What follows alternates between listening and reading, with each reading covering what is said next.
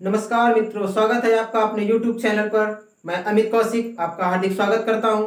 चलिए शुरू करते हैं आज की अपनी क्लास। जैसा कि हमने पिछले वीडियो में बताया था कि जो मगध साम्राज्य था, मगध साम्राज्य पर चंद्रगुप्त मौर्य शासन करके फिर उसका पुत्र बिंदुसार शासन करके 298 ईसा पूर्व में चंद्रगुप्त मौर्य की मृत्यु हो जाती है।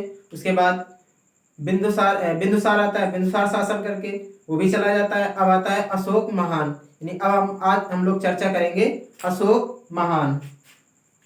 अशोक महान का जन्म वैसे माना जाता है 304 बीसी, यानी 304 ईसा पूर्व में इसका जन्म माना जाता है।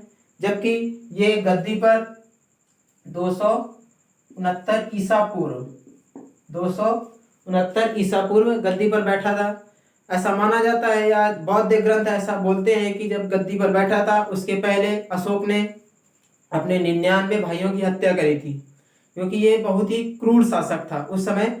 जब क्योंकि श्रीनगर का भी जो दमन किया था या श्रीनगर का विद्रोह दबाया था, वो भी बहुत क्रूरता पूर्वक दबाया था, उस समय बहुत क्रूर था। ऐसा माना जाता है कि 99 भाइयों की हत्या करके गद्दी पर बैठा था बौद्ध ग्रंथ के अनुसार। गद्दी पर बैठने के बाद लगभग 8 वर्ष, यानी गद्दी पर बैठने के 8 वर्ष बाद लगभग 261 यानी 8वें वर्ष यानी 261 बीसी ईसा पूर्व में इसने कलिंग पर आक्रमण किया। कलिंग पर जब यह आक्रमण करता है तो कलिंग पर आक्रमण इसने किया था क्योंकि उस समय के युद्ध अगर बेस होते थे तो हाथी पर बेस होता था, क्योंकि हाथी और घोड़ा यही युद्ध लड़ने के साधन थे। अब हाथी बहुत बड़ा होता था और घोड़ा बहुत छोटा पड़ जाता था, इस वजह से हाथी और घोड़े का कॉम्बिनेशन बनता कम था। जिसके पास जितने ज्यादा हाथी होते थे जीत उसकी उतनी ज्यादा पक्की हो जाती थी। इसलिए इसने हाथी पाने के लिए कलिंग पर आक्रमण किया 261 ईसा पूर्व में। अब कलिंग पर जब आक्रमण किया तो कलिंग पर इतना ज्यादा लोगों को मारा गया, इतना ज्यादा लाशों के ढेर लगे, छोटे छोटे बच्चों को, महिलाओं को, बुजुर्गों को, उन तक को भी नहीं छोड़ा गया, यानी छोटे छोटे बच्चों तक को मार दिया गया। यानी अगर 10 साल का लड़के को अगर मार दो तो उसे क्या पता, युद्ध का या तक नहीं पता होगा, उसे मार दिया जाए। तो इस तरह से 5 साल के लड़कों को मार दिया गया, बुढ़े लोगों को मार दिया गया, औरतों को मार दिया गया। तो इस जो घटना थी ये ज्यादा हृदय विदारक घटना हुई, और जिसको देखकर यानी लाशों के ढेर को देखकर जो अशोक था उसका हृदय परिवर्तित हुआ, क्योंकि इतनी ज्यादा लाशों के ढेर उसने कभी देखे नहीं थे। इस तरह से जब उसका हृदय परिवर्तित हो गया, यानी युद्ध से उसने यहीं पर युद्ध न करने की कसम खाई, थोड़ा उदास रहने लगा। फिर उसने देखा कि जो उसका भतीजा था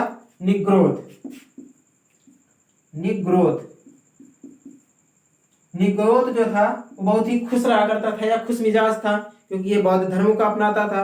तो इससे एक दिन पूछता है कि ये बताओ तुम इतना ज्यादा खुश क्यों हो?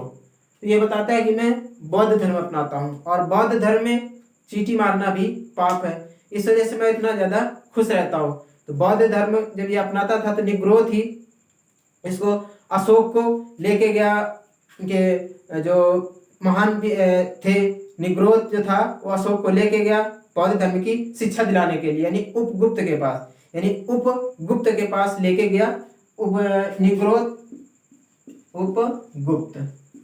उपगुप्त के पास निग्रोध इन्हें लेके गया और उपगुप्त ने अशोक को बौद्ध धर्म की शिक्षा दी। तब से बौद्ध धर्म अपनाने लगा। जब हालांकि बौद्ध धर्म इसका पर्सनली धर्म था, यानी किसी को बाध्य नहीं करता था कि बौद्ध धर्म अपनाइए, इससे इसका पर्सनली यानी राज धर्म ना होकर ये पर्सनल इसका धर्म था। अगर हम बात करें कलिंग, यानी कलिंग पर जब आक्रमण होता है कलिंग पर, तो कलिंग आक्रमण की जो जानकारी मिलती है हमको वो मिलती है क्योंकि हाथियों के लिए अटैक किया था, इसलिए याद भी रहेगा कलिंग पर किसके लिए अटैक किया, हाथी के लिए। तो इससे याद रखेंगे कि हाथी के लिए अटैक किया, और ये जानकारी हमें मिलती है हाथी गुम्फा अभिलेख, यानी हाथियों के लिए अटैक किया, और जानकारी भी हमको मिलती है हाथी गुम्फा अभिलेख से। और यह अभिलेख लिखवाया था राजा खारवेल ने यह अभिलेख लिखवाया था। जिस समय कलिंग पर आक्रमण करता है अशोक, उस समय कलिंग का राजा नंदराज था। नंदराज यानी उस समय कलिंग का राजा नंदराज था, जिस समय अशोक ने कलिंग पर आक्रमण किया।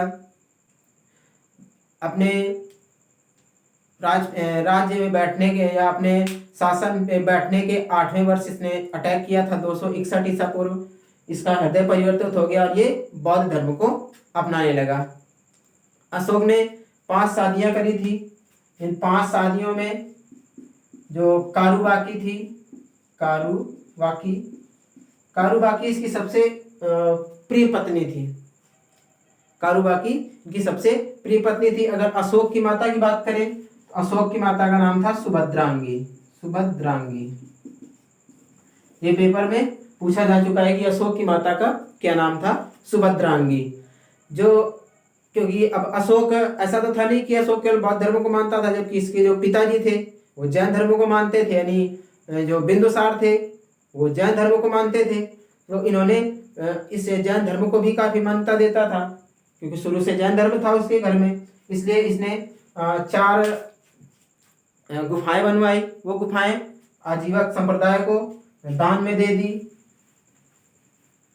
आजीवक संप्रदाय को दान में दे देता है यही 4 गुफाएं।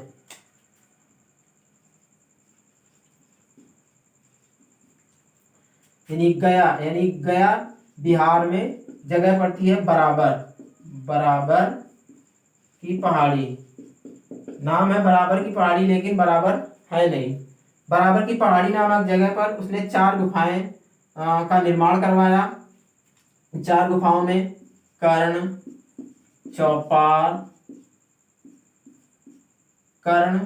चौपार, सुदामा और विश्व झोपड़ी,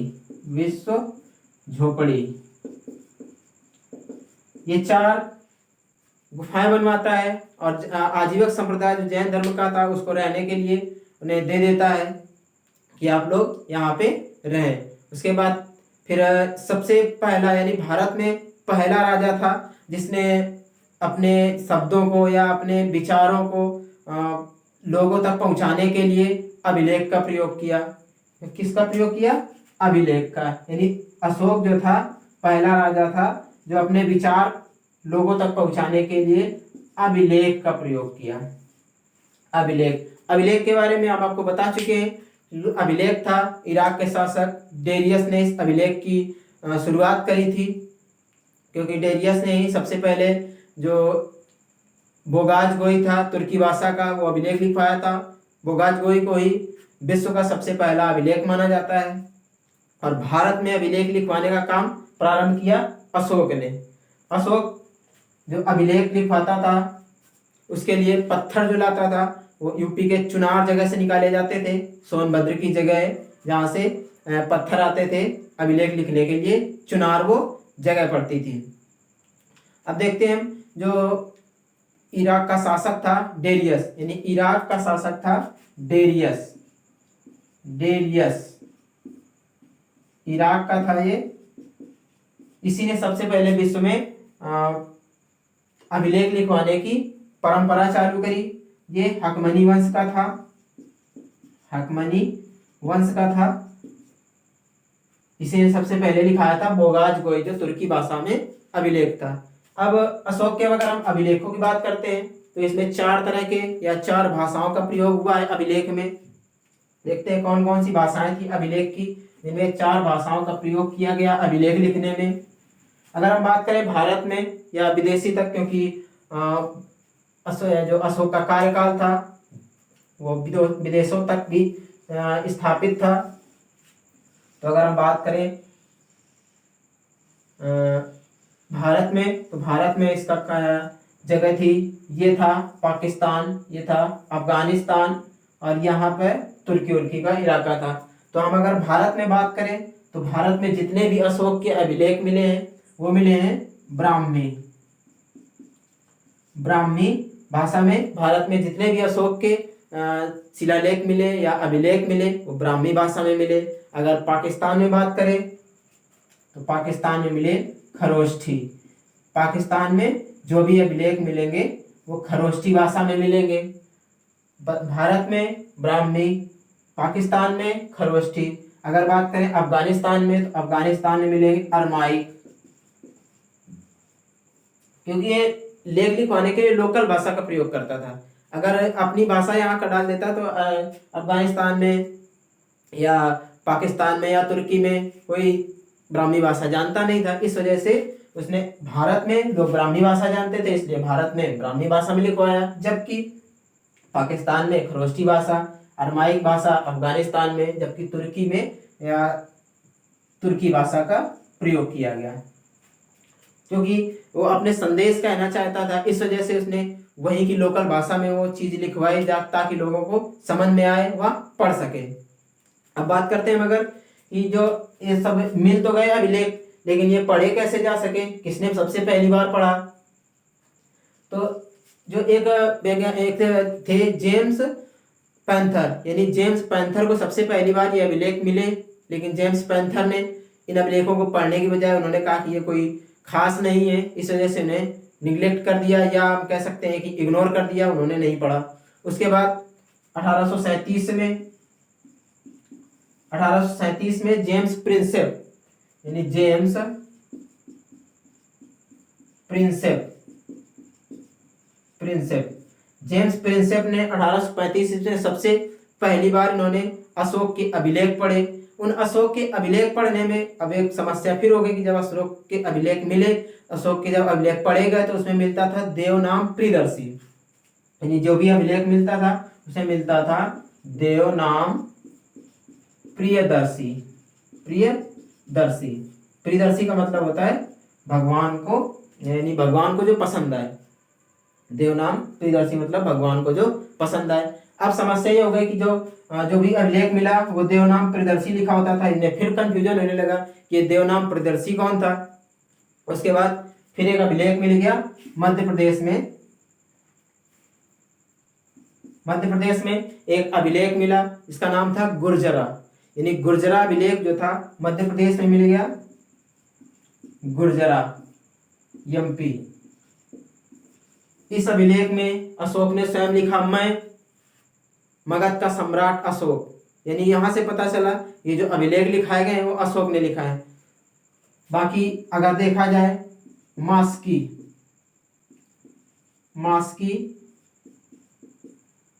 के साथ साथ, ये मास्की मिला था कर्नाटक में। मास्की के साथ साथ अगर देखा जाए तो नेत्यूर या नेदर, इसके बाद उदय गोलान, यानी उदय गोलान या नेत्यूर उदय गोलान, ये तीनों अभिलेख भी मिले कर्नाटक में। ये तीनों अभिलेख कर्नाटक में मिले। इसपे ये मिलता है कि मैं मगध का राजा अशोक, यानी यहाँ से इसकी जो शुरुआत थी उसमें लिखा होता था शुरुआत में मैं मगध का राजा अशोक। और जबकि जो अन्य जो मिले भारत में मिले अन्य, इन चार को छोड़कर उनमें मिलता है देवनाम प्रियदर्शी। तब ये पता चला कि ये जितने भी अशोक शिलालेख हैं ये अशोक के हैं। एक मिला था भामू अभिलेख में अशोक ने खुद को मगध का सम्राट बताया है। यानी ये पूछ सकता है आपसे कि किस अभिलेख में अशोक ने स्वयं को सम्राट बताया है। बाकी सभी जगह तो मैं सम्राट अशोक मिला, लेकिन जो भामू अभिलेख था उसमें मिला है मैं मगध का राजा या मगध का सम्राट अशोक। अब बात करते हैं मगर कलिंग युद्ध, जिसे कलिंग युद्ध हुआ 261 ईसा पूर्व में। तो कलिंग युद्ध की जानकारी मिलती है हमें हाथी गुम्फा अभिलेख से। विस्तृत जानकारी अगर हम बात करें, हाथी गुम्फा अभिलेख मिला था, जो खारवेल ने लिखवाया था, उड़ीसा में पाया गया। इसी से पता चलता है कि उड़ीसा तक इसका विस्तार था। चलिए आगे देखते हैं हम लोग। हमने आपको पढ़ाया कि अशोक जो था वो बिंदुसार का उत्तराधिकारी बना। 261 ईसा पूर्व में उसने कलिंग पर आक्रमण किया। 269 यानी 8 वर्ष बाद कलिंग पर आक्रमण करता है। किस लिए? हाथी लेने के लिए। और हाथी लेने के लिए इतना ज़्यादा लाशों के ढेर देखता है, उसके बाद उसका मन विचलित हो जाता है और वो अपने भतीजे निग्रोध से प्रभावित होकर बौद्ध धर्म को अपनाता है। बौद्ध धर्म अपनाने के बाद यह अपने इसका जो खुद का धर्म था किसी को बौद्ध धर्म अपनाने के लिए बाध्य नहीं करता है, ना इसको राजधर्म घोषित करता है। उसके बाद इसने बौद्ध धर्म के प्रचार के लिए अपनी जो पुत्री थी संघमित्रा, पुत्री थी संघमित्रा, संघमित्रा, और पुत्र था महेंद्र,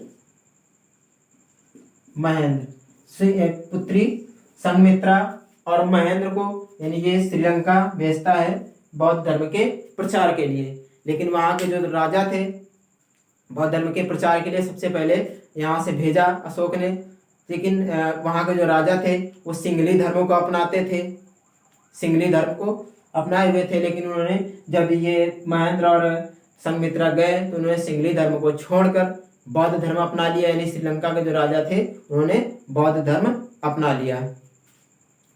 आगे देखते हैं हम कि जो माता थी अशोक की वो थी सुभद्रांगी। अब देखते हैं हम लोग अशोक के शिलालेख।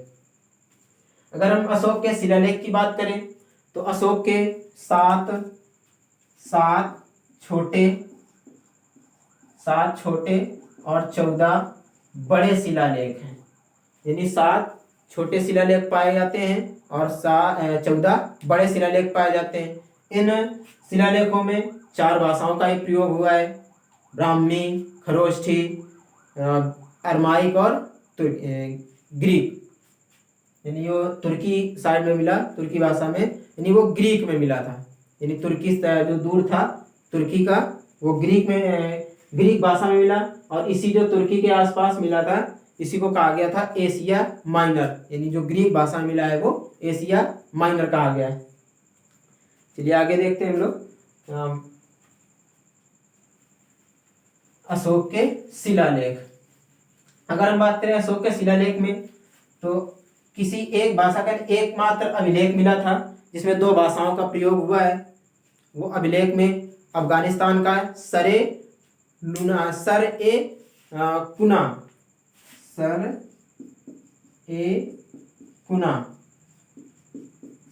जो अभिलेख मिला अफगानिस्तान में, ये तो 2 भाषाओं में मिलता है। एक तो अफगानिस्तान की भाषा थी अरमाइक और दूर की भाषा जो थी ग्रीक। ये एकमात्र अभिलेख था जो 2 भाषाओं में लिखा गया था, सरे कुना अभिलेख अफगानिस्तान का, जिसमें अरमाइक और ग्रीक 2 भाषाओं का प्रयोग हुआ था। हम लोग बात करते हैं अशोक के 7 छोटे शिलालेख। 7 छोटे शिलालेख। इन छोटे शिलालेख में अगर हम बात करें तो सबसे पहला आता है, इसमें हम बात करें सबसे छोटा, तो इसमें सबसे छोटा आता है रुम्मीदेई, यानी रुम्मीदेई ये अफगानिस्तान में मिला था, जो अरमाइक भाषा में, यानी अफगानिस्तान में मिलेगा स्वाभाविक सी बात है अरमाइक भाषा में ही होगा, क्योंकि सबने बताया कि जो अरमाइक भाषा होगी अफगानिस्तान में, यानी ये मिला रुम्मीदेई। रुम्मीदेई कई बार पूछ चुका है सबसे छोटा शिलालेख कौन सा है, यही सबसे छोटा शिलालेख है और ये अरमाइक भाषा में मिला है, अरमाइक भाषा में मिला है। फिर हम बात करते हैं सेकंड की। सेकंड मिलता है हमको कौशाम्बी अभिलेख, इसी से रानी अभिलेख के नाम से भी जाना जाता है। कौशाम्बी अभिलेख, जिसे रानी अभिलेख के नाम से भी जाना जाता है। कौशाम्बी मिलेगा तो कौशाम्बी है यूपी में, तो ये मिलेगा यूपी में, यूपी। इसी को जो रानी दान देती थी, जिस रानी इलाहाबाद में जाके दान देती थी, यानी कारूबाकी को ही समर्पित है। ये जितनी भी रानी दान देती थी उस दान की चर्चा इसमें कौशाम्बी अभिलेख में करी गई है, इसीलिए इसको रानी का अभिलेख के नाम से भी जाना जाता है।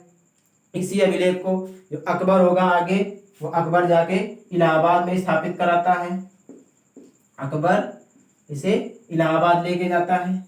फिर आते हैं हम लोग तीसरे की अगर बात करें हम तो ये आता है टोपरा, यानी टोपरा हरियाणा का, टोपरा हरियाणा। चौथा आता है मेरठ यूपी। ये दोनों अभिलेख जो फिरोज शाह तुगलक होता है, वो फिरोज शाह तुगलक इन दोनों अभिलेखों को दिल्ली ले जाकर, यानी तुगलकाबाद, दिल्ली में एक जगह है तुगलकाबाद, इसको ले जाता है फिरोज शाह तुगलक। फिरोज शाह तुगलक ले जाता है तुगलकाबाद, तुगलकाबाद, तुगलकाबाद, तुगलकाबाद ले जाकर इन दोनों को स्थापित करता है। उसके बाद आता है पांचवा शिलालेख की अगर हम बात करें तो पांचवा शिलालेख हमारा मिलता है रामपुरवा अभिलेख, यानी ये मिलता है रामपुरवा। उसके बाद छठवें की बात करें हम तो लौरिया नंदनगढ़।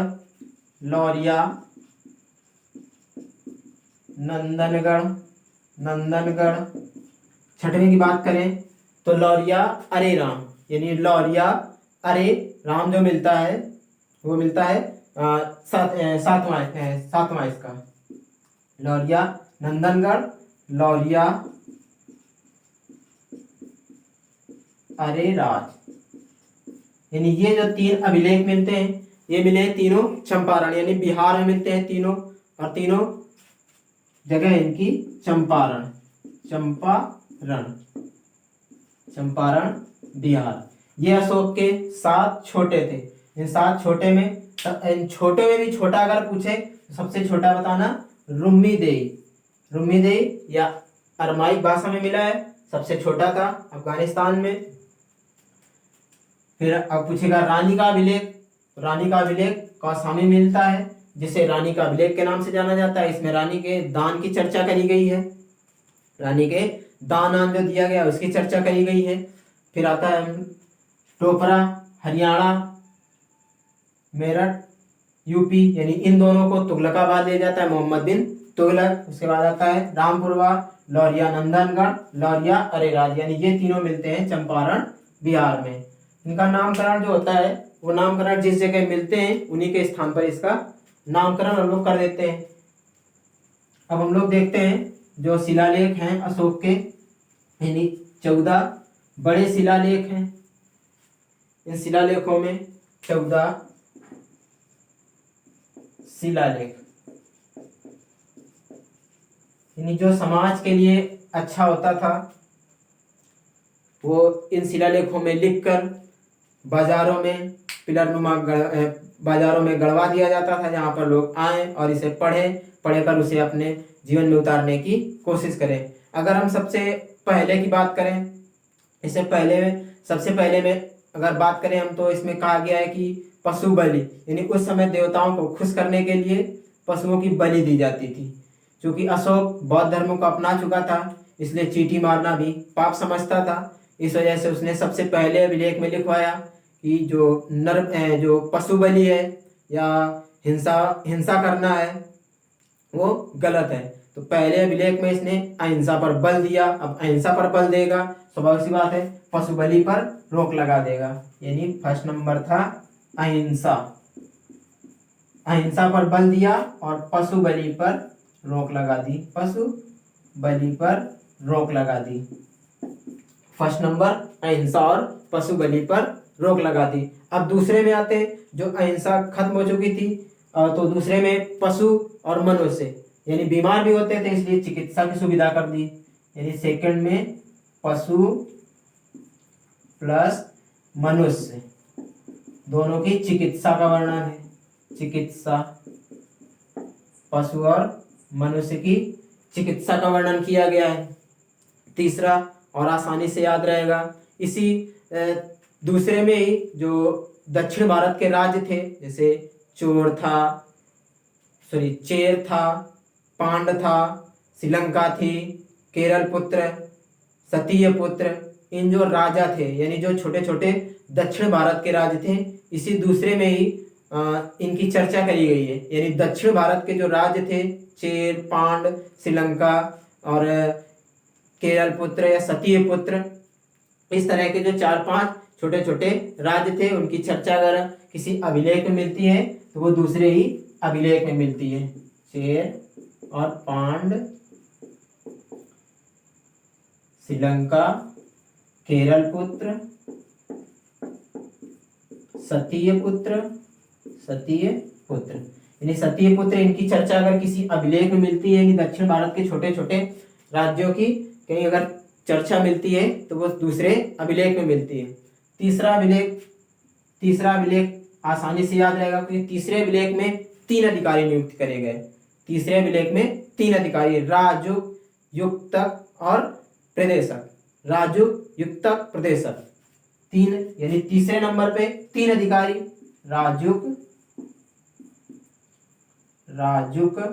युक्तक, प्रदेशक, यानी 3 अधिकारी नियुक्त करे गए तीसरे में ही। इसी में बताया गया कि जो अधिकारी हैं, ये जितने भी अधिकारी नियुक्त करे गए हैं, हर 5 साल में ये राज्य का दौरा करेंगे और उसमें यहाँ देखेंगे किस चीज़ की कमी हुई या किस चीज़ की समस्याएं हैं, उस समस्याओं को सुनेंगे। आगे आते हैं हम लोग चौथे नंबर पे। चौथे नंबर में इसमें है भेरी घोष। भेरी घोष, भेरी घोष का अर्थ होता है युद्ध, यानी भेरी घोष यानी युद्ध नीति की जगह धम्म घोष लेके आता है वो। धम्म घोष यानी भेरी घोष की जगह धम्म मतलब धर्म या बौद्ध समझ सकते हैं, बौद्ध, यानी भेरी घोष यानी युद्ध नीति की जगह धर्म की नीति को परिभाषित किया गया कि यानी अब धर्म के अनुसार चलना है। अब 5वें में आता है धम्म, यानी यही जो नियुक्ति करे गए थे धम्म महापात्रों की नियुक्ति करता है, यानी जो धर्म के प्रचार के लिए जो लोग जाएंगे। 5वें पे धम्म महापात्र, धम्म महापात्र की नियुक्ति करता है क्योंकि यही लोग घूमकर धर्म का प्रचार करेंगे। आगे आते हैं हम लोग, देखते हैं 6वां, यानी 6वें में बोला गया है कि जो आत्मा है या उस आत्मा के नियंत्रण के बारे में, यानी किस तरह से हम अपनी आत्मा को नियंत्रित कर सकते हैं, या वो उसने ये बताया गया है कि जो मेरे अधिकारीगण हैं वो जब चाहें लोगों की भलाई के लिए हमसे चाहे रात में दिन में किसी भी समय मिल सकते हैं, यानी मेरे अधिकारीगण जब चाहें जन कल्याण के लिए हमसे मिल सकते हैं। 6वें नंबर पे आत्मनियंत्रण, आत्मनियंत्रण से साथ साथ अधिकारी जन कल्याण के लिए जब चाहें मुझसे मिल सकते हैं। 7वें पे आते हैं। 7वां अभिलेख सबसे बड़ा अभिलेख माना जाता है क्योंकि इसी अभिलेख में उसने सभी धर्मों के समन्वय की बात करी है, यानी 7वां अभिलेख में सभी धर्मों के समन्वय की बात करी है, समन्वय की बात करी है कि इसे और इसी में सबसे बड़ा भी है ये। सबसे छोटा जो था वो था सबसे पहले वाला रुक्मिणदेही, जबकि सबसे बड़ा मिलता है 7वां नंबर का सभी धर्मों की मान्यता की चर्चा की गई है इसमें। यानी अगर हम पहला देखें तो अहिंसा पर बल दिया गया है। दूसरा में देखें तो पशु बलि यानी पशुओं की जो बलि थी वो पहले में था, दूसरे में था पशुओं की चिकित्सा का, यानी मनुष्य की भी चिकित्सा का वर्णन किया गया है। तीसरे में देखें हम तो राजुक, युक्तक और प्रदेशक 3 महापात्रों की नियुक्ति करी गई है। चौथे में आते हैं तो भेरी घोष की जगह धम्म घोष की व्यवस्था करी गई है। 5वें में आते हैं तो धम्म यानी धम्म हो चुका था, उसी में इस धम्म महापात्रों की नियुक्ति की चर्चा करी गई है। फिर आते हैं हम लोग 6वें पे आता है जो आत्मनियंत्रण है। आत्मनियंत्रण यानी मेरे अधिकारी जो हैं जिस समय चाहे मुझसे मिल सकते हैं। फिर आते हैं हम लोग 7वें में था सबसे बड़ा है, सबसे बड़े के साथ साथ में सभी धर्मों के समन्वय के लिए सभी धर्मों के लोग आपस में मिलजुल कर रहें, ये 7वें में चर्चा करी गई है।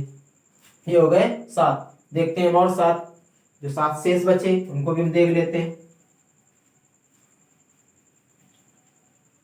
इसमें जो 7वां वाला था कई बार क्वेश्चन पूछा जा चुका है कि सबसे बड़ा अभिलेख कौन सा है। जो 7वां है जिसमें धर्म की चर्चा है वो 7वां सबसे बड़ा अभिलेख है।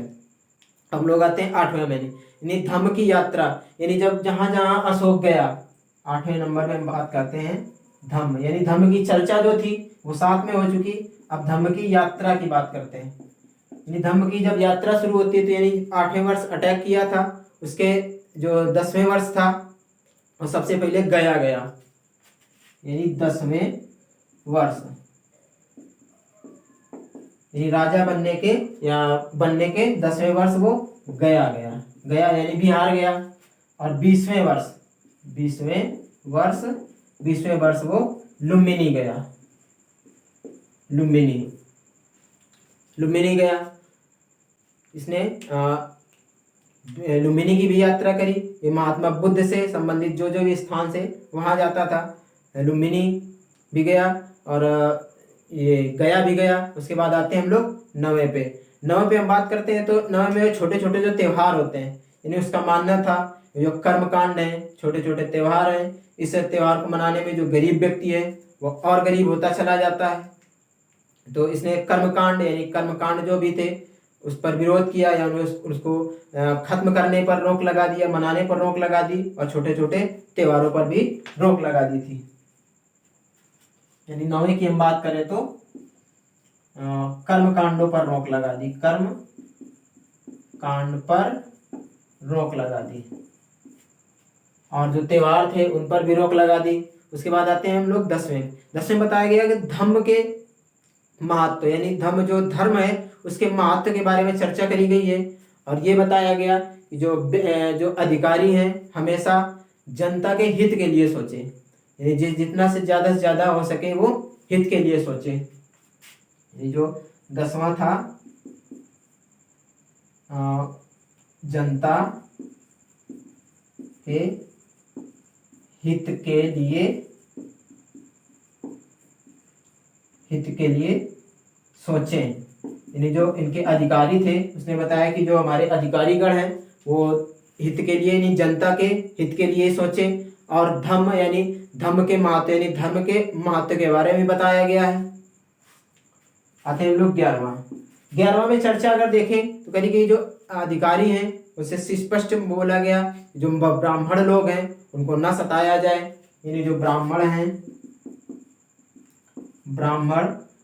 ब्राह्मणों को न सताएं, यानी मेरे अधिकारी जो हैं वो ब्राह्मणों को न सताएं।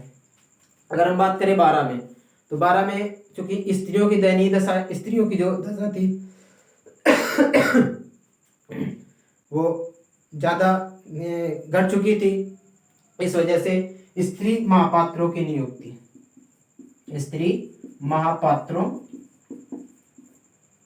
नियुक्ति करता है 12वें में। उसके बाद 13वें में, 13वां वाला तो बहुत इंपॉर्टेंट है, सबसे ज़्यादा यही पूछा जाता है। अगर शिलालेख में कोई अभिलेखों में अगर कोई पूछा जाता है तो सबसे ज़्यादा यही पूछा जाता है। इसमें कलिंग युद्ध की चर्चा करी गई है, यानी कलिंग युद्ध लड़ा। इसी में 13वां शिलालेख में कलिंग युद्ध की चर्चा मिलती है। 14 में अशोक ने कहा कि जो भी ऊपर लिखे गए, यानी जितने भी ऊपर लिखे गए अभिलेख या जो हमने लिखवाए अभिलेख, उन अभिलेखों के अलावा हमने बहुत सा काम किया, उन बहुत से काम को लिखा नहीं जा सका, इसमें मेरी कोई गलती नहीं है। यानी जो अभिलेख लिखे गए, यानी इस जो काम लिखे गए हमने जो करवाए वो लिखे, उसके बाद जो भी ऊपर नहीं लिखे गए उसमें मेरी कोई गलती नहीं है, उसमें लिखने वाले की गलती है। यानी यहाँ पर उसने स्पष्ट कह दिया कि इसमें जो ऊपर लिखे गए उसमें मेरी कोई गलती नहीं, ये लिखने वाले की गलती है, मेरी गलती नहीं है, ये लिखने वाले की गलती नहीं, ऊपर मैंने जो काम किए वो नहीं लिख पाया। तो हम देखते हैं शिलालेख में 8वें में धम्म की चर्चा मिलती है, जो 10वें वर्ष जाता है गया जाता है, 20वें वर्ष वो लुम्बिनी जाता है। उसके बाद आते हैं 9वें में छोटे छोटे जो त्यौहार होते हैं उनको खत्म करने की यानी उनको बंद करने की चर्चा की गई है। इसी में ही कर्मकांडों पर रोक लगाई गई है। इसी को हम 10वें में देखें। 10वें में धम्म के महत्व के बारे में धर्म के महत्व के बारे में बताया गया है, और इसी में बताया गया कि जो अधिकारीगण हैं वो हमेशा जनता के हित के बारे में सोचे। उसके बाद आता है 11वां में बताया गया कि जो अधिकारी हैं वो ब्राह्मणों को बिल्कुल ना सताएं। 12वें में आते हैं तो स्त्री महापात्रों की नियुक्ति है, जबकि 13वें में आते हैं कलिंग युद्ध की चर्चा मिलती है, जबकि 14वें में आते हैं कि जो भी हमने लिखवाया ऊपर उसमें जो भी काम हुआ और जो लिखा नहीं गया उसमें मेरी कोई गलती नहीं, उसमें लिखने वाले की गलती मिलती है। तो ये था हमारा अशोक का कार्यकाल। अशोक को महान बोला जाता है, यानी अशोक को महान कहा जाता है। इसीलिए अशोक का नाम कहीं भी लिखा जाता है तो अशोक महान लिखा जाता है कि इन्होंने भारत के लिए बहुत से काम किए। जब अशोक श्रीनगर को स्थापित किया था, वहाँ का विद्रोह दबा के, बहुत ही क्रूर था, लेकिन फिर जब कलिंग पर आक्रमण किया उसके बाद किसी दूसरे राजा ने या छोटे राजा ने अटैक करने की कभी सोची ही नहीं, क्योंकि वो जानते थे कि इन जो अशोक है बहुत ही पहले तो क्रूर था, क्योंकि वो जानते थे कि इन हाथों ने हथियार छोड़ा है, हथियार चलाना नहीं भूले हैं। इसलिए अशोक के समय में दूसरे किसी राजा ने ना तो अटैक किया और ना ही अटैक करने की कभी सोचा है, इसलिए इसका कार्यकाल काफ़ी लंबे समय तक चलता रहा। उसके साथ साथ काफ़ी धार्मिक काम भी हुए, जो इसके जो शेष बचा हुआ काम है इसका, या इसके मौर्य वंश के जो भी आगे चल के अर्थव्यवस्था यानी कैसे चलती थी इनकी, यानी कैसे इनकी अर्थव्यवस्था थी और क्या क्या काम हुए मौर्य काल में, वो हम आगे नेक्स्ट वीडियो में चर्चा करेंगे। तो आज बस इतना ही, ये था हमारा आज का अशोक महान। अगर आपको वीडियो पसंद आए तो लाइक करें, शेयर करें एंड सब्सक्राइब करें। जय हिंद।